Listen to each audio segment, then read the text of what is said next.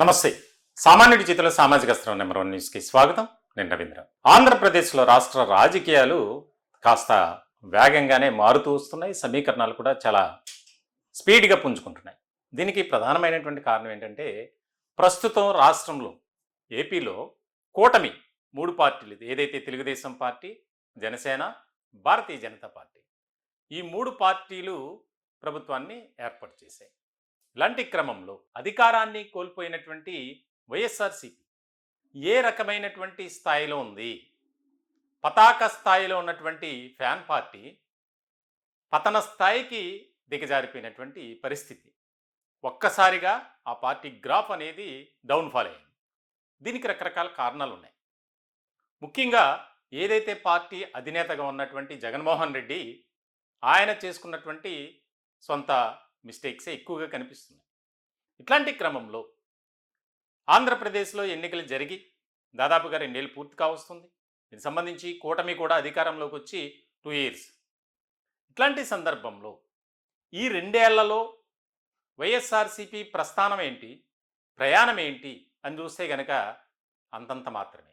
ఎక్కడా కూడా దానికి సంబంధించినటువంటి ప్రజాక్షేత్రంలోకి వెళ్ళి ప్రజలతో మమేకమై ప్రజల సమస్యలపై ఏదైతే ప్రభుత్వం అనుసరిస్తున్నటువంటి విధానాలు ఉన్నాయో వాటిని తిప్పికొట్టేటువంటి ప్రయత్నంలో భాగంగా ఎక్కడా కూడా సక్సీడ్ అవ్వలేదు వైఎస్ఆర్సీపీ.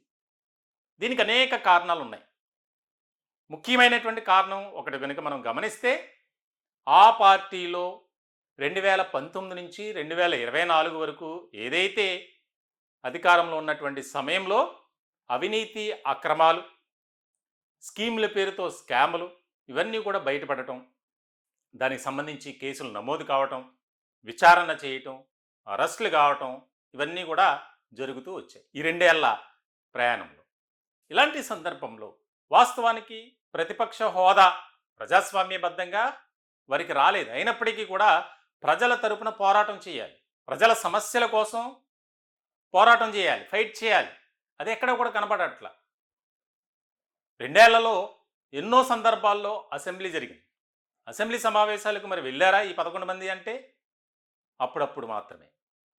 అసెంబ్లీకి వెళ్ళి అసెంబ్లీలో అధికార పక్షాన్ని ప్రశ్నించినటువంటి పార్టీగా నాయకులుగా ఉంటే అది ఒక రకంగా ఉండేది. కానీ అవి ఎక్కడా కూడా కనిపించలే. ఇలాంటి సందర్భంలో రాష్ట్ర వ్యాప్తంగా వైఎస్ఆర్సీపీ ఇంకా కనుమరుగైపోతుంది అనుకున్నటువంటి సమయంలో త్వరలోనే ఆ పార్టీ అధినేత జగన్మోహన్ రెడ్డి ప్రజాక్షేత్రంలోకి వెళ్ళబోతున్నారు. దీనికి సంబంధించి ఆసక్తికరమైనటువంటి చర్చ జరుగుతుంది. ఉన్నపలంగా జగన్మోహన్ రెడ్డి ప్రజాక్షేత్రంలోకి వెళ్ళి ప్రజలతో మమేకమవుతూ ఉంటే గనక పార్టీకి ఆదరణ పెరుగుతుందా అంటే అదేమి ఉండదు, ఉండకపోవచ్చు అనేది రాజకీయ వర్గాల్లో అలాగే పొలిటికల్ అనలిస్టులు కూడా అభిప్రాయం. సో ఇలాంటి సందర్భంలో జగన్మోహన్ రెడ్డి ఒక ప్రత్యేకమైనటువంటి వ్యూహం ఎప్పుడూ కూడా ఉంటుంది. ఆయన ఎవరు కూడా ఆయన చెప్పేటువంటి మాట సాధారణంగా వినరు. కానీ ఏదైతే కోటరీ వ్యవస్థ ఉందో ఆ కోటరీ వ్యవస్థ ఆయన్ను తప్పుదారి పట్టిస్తుంది అనేది ఇప్పుడు కూడా వినిపిస్తుంది. ఇలాంటి సందర్భంలో ఆయన వారందరినీ పక్కన పెట్టి ఇక ప్రజలతో మమేకం కావాలి, రాబోయే స్థానిక సంస్థల ఎన్నికల్లో ఫ్యాన్ పార్టీ బలం ఏంటనేది మనం చూపించుకోవాలి. దీనికి సంబంధించి 2029 ఎన్నికల నాటికి ఎలాంటి పరిస్థితులు ఉంటాయో తెలియదు. కానీ ఇప్పటి నుంచైనా సరే అలర్ట్ అవ్వకపోతే ఉన్నటువంటి క్యాడర్ కూడా జారుకునేటువంటి ప్రమాదం ఉంది. ఇది వైఎస్ఆర్సీపీని అభిమానించి వైఎస్ కుటుంబాన్ని ఆదరించేటువంటి వారు చెప్పేటువంటి ఒక సలహా సూచన. మరి వీటిని పాటిస్తారా? లేదా మొండి వైఖరి, మామూలుగానే ఆయనకు పేరు మొండి జగన్ అని. మరి ఇలాంటి సందర్భంలో ఆ విధానాన్ని విడిచిపెట్టి దానికి స్వస్తి పలికి ఒక సరికొత్త పందాలు ఏదైతే వైఎస్ఆర్సీపీని అభిమానించేటువంటి వారు, వైఎస్ కుటుంబాన్ని ఆదరించేటువంటి వారు ఉన్నారో వారు ఆలోచనలకు తగిన విధంగా జగన్మోహన్ రెడ్డి అడుగులు ముందుకు వేస్తారా అనేది ఇక్కడ కీలకమైనటువంటి పాయింట్. ఇప్పటికే ఈ 2 ఏళ్ల పాటు కూటమి ప్రభుత్వం అనుసరించినటువంటి విధానాలు ఏవైతే ఉన్నాయో వాటిని గనుక అసెంబ్లీ వేదికగా ప్రశ్నిస్తే కనీసం ప్రజల్లో ఒక రకమైనటువంటి పార్టీ పట్ల అభిమానం ఉండేది, ఆదరణ ఉండేది, ప్రజల్లో ఒక ఆలోచన అనేది ఉండేది. ఈ రకంగా చర్చించుకుంటున్నారు. ఇలాంటి క్రమంలో సరే ఇప్పటి వరకు జరిగింది మరచిపోయి గతం గతహ అనుకుని ఇక రాబోయే కాలంలో దానికి సంబంధించి ఒక ప్రత్యేకమైనటువంటి వ్యూహంతో మనం అడుగులు వేయాలి. దీనిలో భాగంగానే ఆయన త్వరలోనే ప్రజాక్షేత్రంలోకి అంటే పాదయాత్ర కావచ్చు, బస్సు యాత్ర కావచ్చు, ఈ రకమైనటువంటి ఏర్పాట్లు చేసుకుంటున్నారట. ముందుగా బస్సు యాత్ర, తద్వారా ప్రజలు ముఖ్యమైనటువంటి నియోజకవర్గాల్లో పర్యటించి దానికి సంబంధించి ఒక మద్దతును కూడగట్టుకోవాలి. దానికి సంబంధించి ఆ తదుపరి 2027లో పాదయాత్ర చేయాలి. గతంలో కూడా అలాగే చేశారు. ఎన్నికలకు ఇంకా 2 ఏళ్ళు ముందుగానే ఆయన ప్రత్యేకమైనటువంటి వ్యూహంతో, అప్పుడంటే వ్యూహకర్త ప్రశాంత్ కిషోర్ ఉన్నారు, ఇప్పుడు ఏ వ్యూహకర్త లేరు. ఉన్నటువంటి వారు కూడా మీకు చేయాలా, ఎందుకులే ఎలాంటి పరిస్థితులని జారుకున్నటువంటి పరిస్థితి. మరి వీటన్నిటినీ బ్యాలెన్స్ చేసుకుంటూ జగన్మోహన్ రెడ్డి ఏ విధంగా ముందుకు వెళ్తారనేది ఇక్కడ కీలకమైనటువంటి పాయింట్. సో ఇటువంటి సందర్భంలో త్వరలోనే అంటే యూరప్ పర్యటన ముగించుకుని బెంగళూరు వచ్చారు. తాజాగా 2 రోజుల పాటు బెంగళూరులోనే ఉండి దానికి సంబంధించి తాడేపల్లి వచ్చి అక్కడ ఒక కార్యాచరణ దాదాపుగా జూన్ మొదటి వారంలో దీనికి ఒక కార్యాచరణతో ముందుకు వెళ్తారు. ఒక ప్రత్యేకమైనటువంటి వ్యూహంతో ఎక్కడైతే పార్టీ వీక్గా కనిపిస్తుందో ఆ నియోజకవర్గాలను సెలెక్ట్ చేసుకొని అక్కడ మనం ముందుకు వెళ్ళాలి.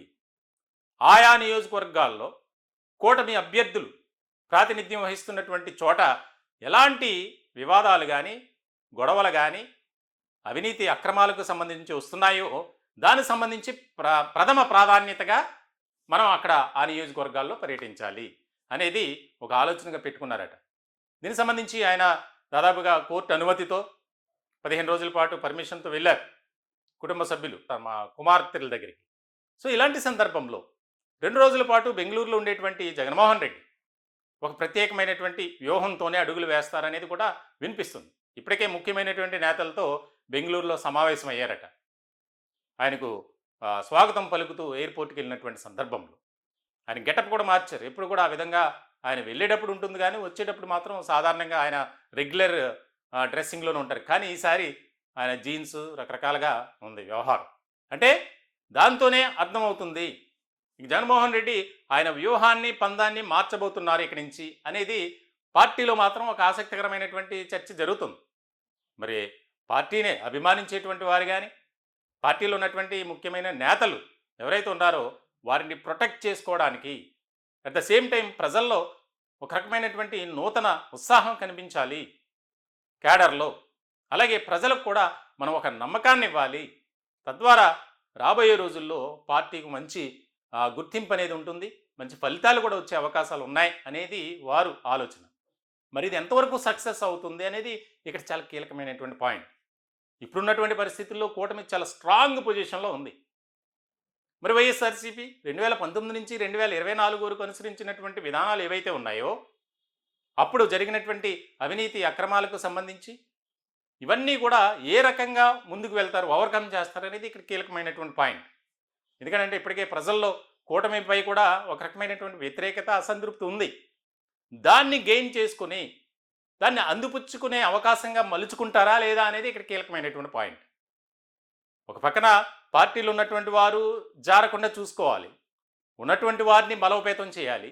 మరోపక్క సొంత ఫ్యామిలీ నుంచి వస్తున్నటువంటి ఏదైతే ఒక రకమైనటువంటి ప్రతికూలమైనటువంటి పరిస్థితులు ఉన్నాయో వాటిని కూడా అన్నీ కూడా ఈక్వల్ చేసుకోవాలి, సరి చేసుకోవాలి.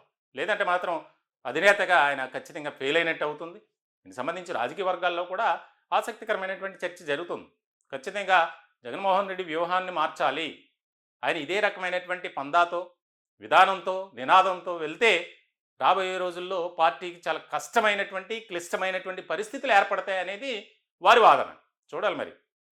ఆయన కూడా రాజకీయంగా అనుభవం తక్కువైనప్పటికీ వ్యూహంలో మాత్రం ఆయన ప్రత్యేకమైనటువంటి ప్రణాళికలు, ఒక కార్యాచరణ రూపొందించడంలో ఒక మంచి నాయకుడనే చెప్పాలి. ఏ విధంగా ముందుకు వెళ్తారు, ఎట్లా వీటన్నిటినీ సరిచేసుకొని ముందుకు వెళ్తారనేది ఇక్కడ కీలకమైనటువంటి పాయింట్. ఈ టాపిక్పై మీ విలువైనటువంటి అభిప్రాయాలు కామెంట్ రూపంలో తెలియజేయండి. దయచేసి మా ఛానల్ని సబ్స్క్రైబ్ చేసుకోండి. Thank you.